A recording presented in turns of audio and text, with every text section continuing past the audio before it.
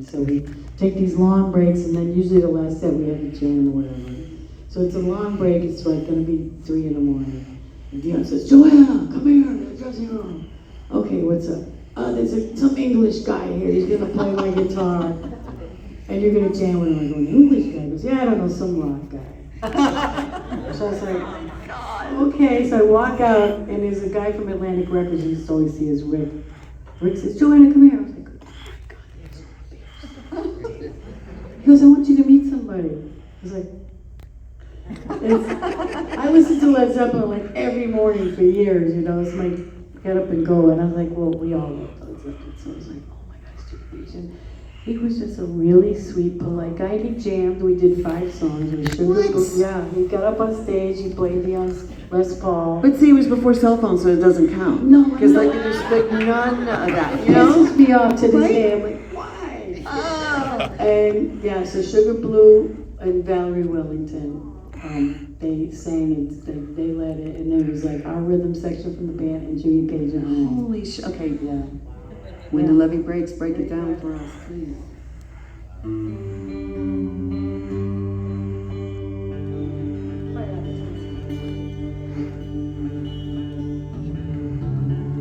I had Joanna download this free tuner app. I haven't You used forgot it our yet. tuner right now. But you will. You will.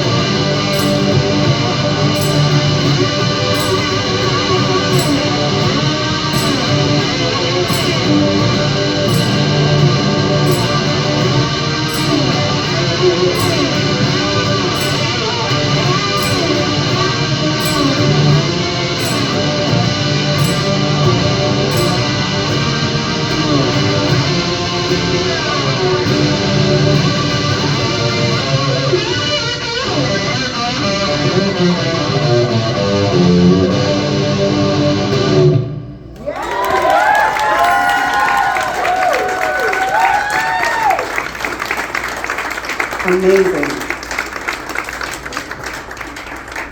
So, speaking of famous people that have come into your life, tell us a little bit about Joe Bonamassa and how that encounter happened and how that led to a record. Well, so one night we're at the mines and somebody filmed. Oh, it was my brother. My brother was actually filling in on bass because he plays bass a little bit too. Well, he was good. He lives in Ohio too. Really? Yeah. Where? Where in Ohio? Vermilion. It's up on the lake over Yes. Cleveland. Yeah.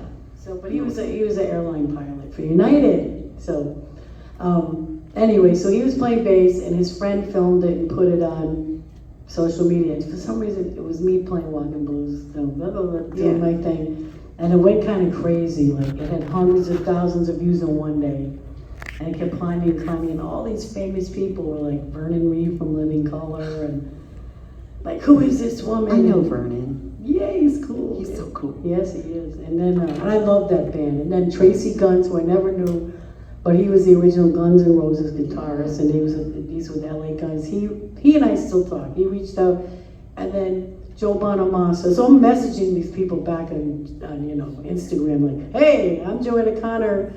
This is my contact info, okay? And Joe Bonamassa like messages me back saying, I could do something for you. I was like, holy moly.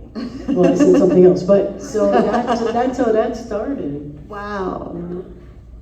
So, I think he was aware of you before that moment, because he mentioned something about opening for you at some point. So that you didn't know him at the time. So I used to play at the House of Blues every Monday for years with my band. And then the guy, because it used to be owned not by Live Nation. So it was the same booking agent a long time. He called me, he goes, hey, there's this guy, he's gonna open up for you. Is that okay? I'm like, I don't care, less time for me to play. And I can, and so I come into the House of Blues because it's the restaurant, not the big theater upstairs. Right. And it was a Marshall stack on stage. I was like, for the opener. For the restaurant. And it was Joe Bonamassa. Oh, wow. Yeah, he remembered it. He has an unbelievable brain anyway. He's like, I opened up for you. I was like, you remember that? It was like probably 2003 or something. Wow. Yeah. So he wanted to make a record with you. Yeah. And you had not worked with a producer in that way before, or had you? This was a kind of a... Well, I worked with Jim Gaines a way long time ago, who was really famous. He actually was Stevie Ray Vaughan. He produced him, and Santana, and Huey Lewis. So, but he wasn't a musician. He was a great producer, obviously. He started off as an engineer for Stax. He was from Memphis. And he would be funny. He'd say, Joanna, I think you should play it just la la la la la. He'd sing it to me, but he wasn't a singer either, so I had to kind of decode things. But he still, he put the thing together. It was nice. But Joe, being the musician that he was, but he told me ahead of time. He's like, listen, I have a vision for you. I've been listening to all your records. I want you to trust me for what I'm going to do. I'm like, I trust you. You have a very good track record. So I was like, whatever you want to do, I'll do. And I don't usually do that, but I'm like, listen, this is Joe Bonamassa. And so I was like flying down to Nashville, recorded in Nashville. I was like, oh my God, I can't believe this. I'm so nervous. Like, and he also had Josh Smith, who was a great player. And actually, when he was a little kid, he lived in Florida and used to sit in with me when he was a teenager. Oh, wow. He was phenomenal then, you know. Wow. So I knew Josh, and it's funny. And then the engineer turned out to be a guy who used to see me at the Mines with my original band. He's like, I used to sneak out of my house. I was in high school and come watch you. So it was this weird connection. Yeah. But you know, he won Grammy, so I'm like in this big thing, you know, Joe Bonamassa. So I go to Joe's place so I get there and they pick me up the next day and they're like, we're gonna have a rehearsal at Joe's place, because he has like 3 houses. So go to Joe's place, pretty amazing, all the vintage stuff he's got around. He's like, here, play this guitar, play that. And we went through songs, me and Josh. He's like, do you like this song? I'm like, yeah, sing it, we'll pick a key. So we had like a sketch, and we went in the studio the next day. And that's how it worked. And I was literally set up between him and Reese Winans. And Reese Winans played with the Allman Brothers, and then he's with Stevie Ray. Mm-hmm. And I actually was at the one concert I saw of Stevie Ray was the last concert he ever did in Alpine Valley. And I was sitting next to, you know, Reese Winans, and I started to cry because I'm like, oh my God, I was at that concert, and now I'm sitting next to this legend who's playing on my record. And he says, girl, I'm not that good. What you crying about? And I don't want to bring it up because I'm like, well, I don't want to bring it up. I was at the last show and all that. He was a gentleman, and so it was like everything we do is live. You know, the only thing I overdub was my voice. Like, It's a great sounding record. Are you happy with that record? I do. I mean, Joe is really funny and sarcastic, which I love. I'm from the East Coast, so we're all sarcastic there. And he's from New York, too. So we kind of connected. He's like, I'm sorry, I'm a benevolent dictator. I hope I didn't hurt your feelings. I'm like, yeah, please. I used to play at the checkerboard and get yelled at. You're nothing. This is nothing. But he would like sing to me, like, can you sing it this way? Which is great because he can sing. Yeah. So it made things different, you know, or play like this or try that. Mm-hmm. I had no pedals, which freaked me out. I had like all his gear, which is kind of cool. Oh, Not wow. all his gear, like an old amp and some. And he's like, no, I want you to play through this, and we're just gonna, you know, we're gonna back you up. And there was horns and there was all this stuff. It was cool. And he played on every track. Wow. And he's like, do you mind if I play a few solos? And I'm like, no, I don't mind at all. And so that was it. The only thing was he really had me sing hard. He's like, I want your voice to match your guitar playing. Mm-hmm. And that was a challenge. We did it for 2 days, and I had to really, really push my voice. But I enjoyed the experience. Cool. Yeah. Because that's such a hands-on thing, and it's, you know, that can go the other way Yeah. too. It's really got to be a good fit, but I think the record's beautiful. I Thank mean, you. it I feels like like it too. it feels like you. It doesn't Yeah. feel like you're trying on some weird costume. No. You know, at all. It felt good. Felt good. I mean, he did a great job everywhere. He did everything. I just played. He arranged it. He chose material. He played on it. I mean, I love that. yeah. What a privilege, you know. But unfortunately, as my life story goes, we recorded in February of 2020. So you know what happened next, right? Well, what's that? Ooh, Yeah, the end of the world. plague. So it was really bad timing. Yeah. That was the only unfortunate thing about that. So the record sat on a shelf for a year, and Joe called me. He's like, listen, I don't think there's going to be a music business. He was ready to retire. He's like, it's over. It's just over. I was like, it is, isn't it? So I got a job at Trader Joe's, being in the grocery place. And anyway, I was like, I got to do something. And he's like, we're going to release the record anyway. I know there's no gigs, so that's how that went. Wow. But it did go #1 for a minute. Yeah. Thanks to Joe. So, do you consider yourself a late bloomer or just a continual bloom? You've been blooming all along, in my opinion. You know, this ever-releasing flower that just keeps opening up these new, you know, blooms.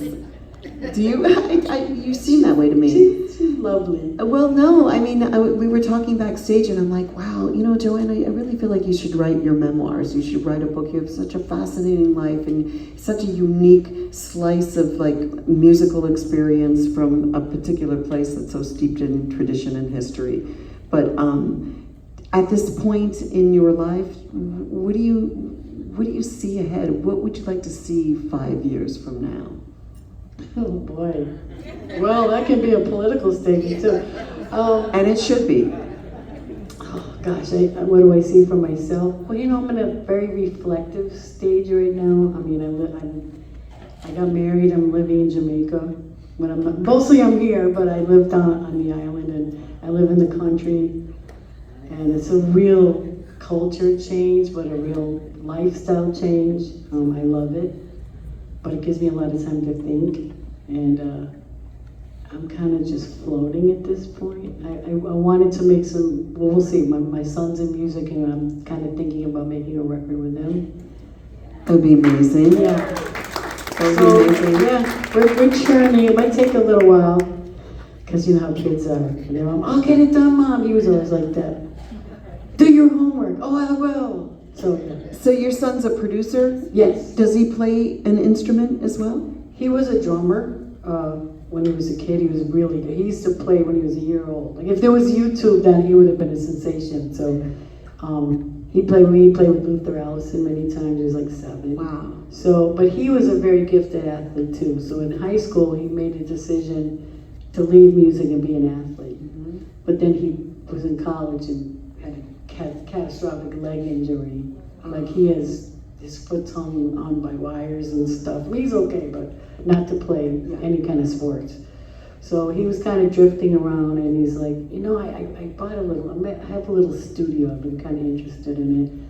But I think I want to go to school at Full Sail in Florida. It's like a real big school for production or whatever. And so he went there for a year, but it's super expensive. Then he went to Columbia College for a while, and then he was never a school guy. Very smart, but like never liked. So he got an internship at an audio company. He installed the studio at University of Chicago. I'm like, how did you do that? I looked on YouTube. So anything gets done now. Does you think he paid attention at $50,000 a year Full Sail? No. But anyway, but he moved. So he was doing more and more stuff. He gets some placements on video games, TV, movies. He was just doing this himself. And then he went to LA a few times for some like workshops, and he said, "Ma, I think I'm gonna move to LA." I was like, "You should, because the genre that you're into, what you're into, that's what you need to do." Absolutely, and it's going well for him. I love the idea of you guys collaborating in the future. How about your daughter?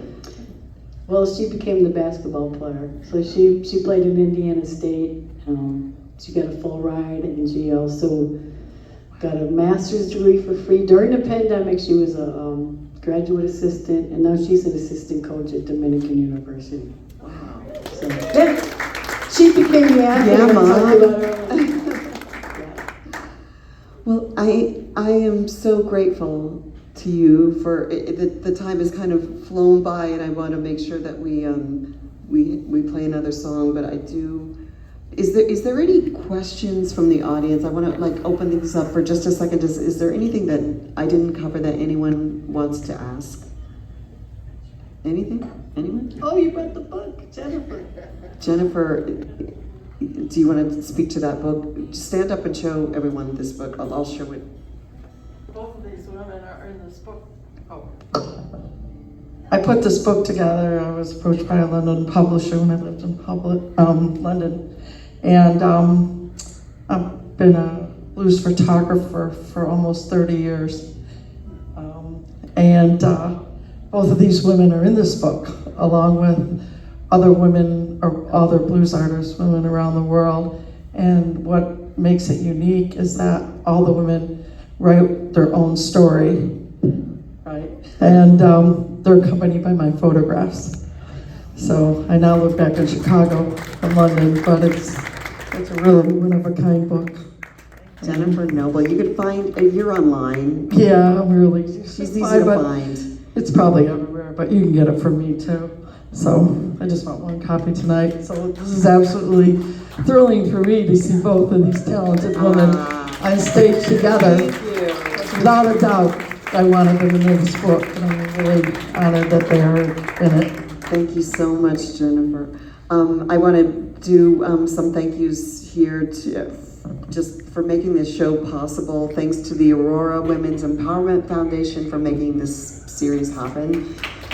Please tell people about it if you enjoy this experience and hearing the stories and music of incredible artists. Please tell your friends, spread the word. Word of mouth is still the best, I think, way of passing information. Thank you for the midwives of this series. Karen Fouts, the executive director of the Fox Valley Music Foundation. Yay, Karen, my hero. Ashley Downing is the marketing director here at the venue. Scott Tipping is the programming director. He first approached me about doing this. All amazing people. Thank you to the production staff here at the venue. Sam Stegerman has been so helpful to us today. Kent Hernandez on production. Charlie Mayton, technical director. Sam Dempsey is the general manager. Bill Davies did sound tonight. Thank you so much, Bill. You rock. We love you. The staff and volunteers really make an organization like this work, and so thank you, volunteers, for making and allowing the doors to open for programming of all kinds in this incredible space. And thank you, everyone who's in this room. I truly am so grateful for your presence tonight. I know that there's so many things and choices you could make with your time, and the fact that you came to support live music is such a gift to us. So thank you for that. And I want to thank you again. I want to mention that, Joanna, you were one of my biggest supporters of body butter when I first started putting my product out on the market during the pandemic when we first met. And so I have a gift for you. I'll tell you, I don't know if you're taking it, but I have my final batch. The season is closed for the summer because I'm going on tour with Kev Mo and Taj Mahal. I leave tomorrow for Nashville. But I do have my final batch available for sale. That's shameless marketing. You did not bring any music to sell, and I'm so sorry, but we can support you online, buy t-shirts and CDs of yours online. Great. I also have a new record out, and that's by the Body Butter. So that's my shameless plugging, Joanna. Thank you. Quality. Let's end with that special song I requested.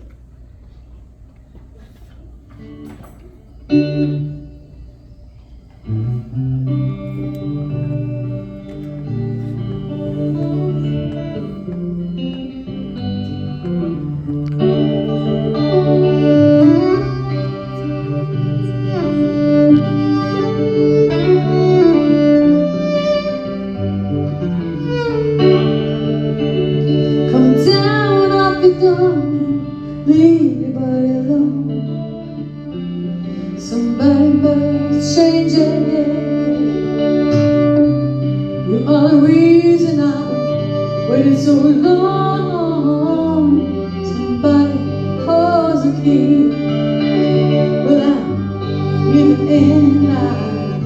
Just take God the time. I'm wasted and can't find my way home, yeah.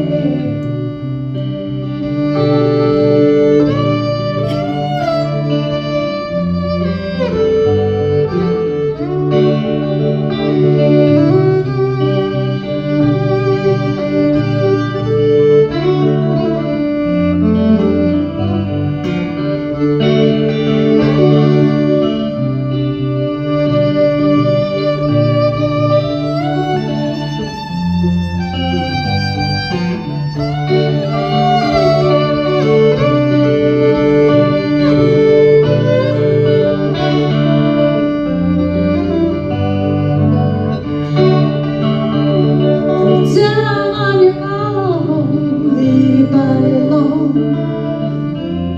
Somebody holds the key, yeah.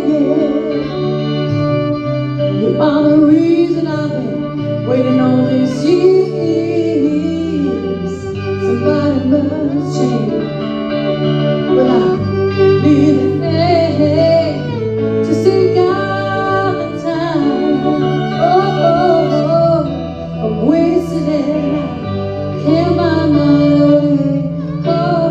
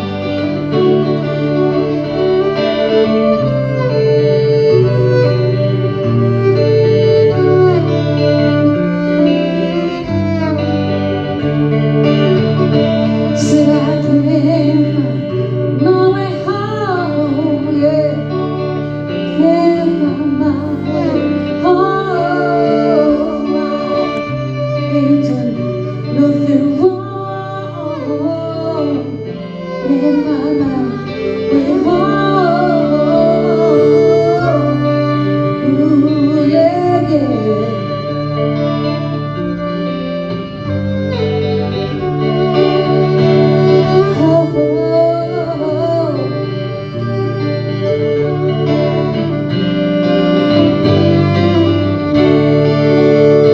Said I ain't done nothing wrong. Still I can't find my way home.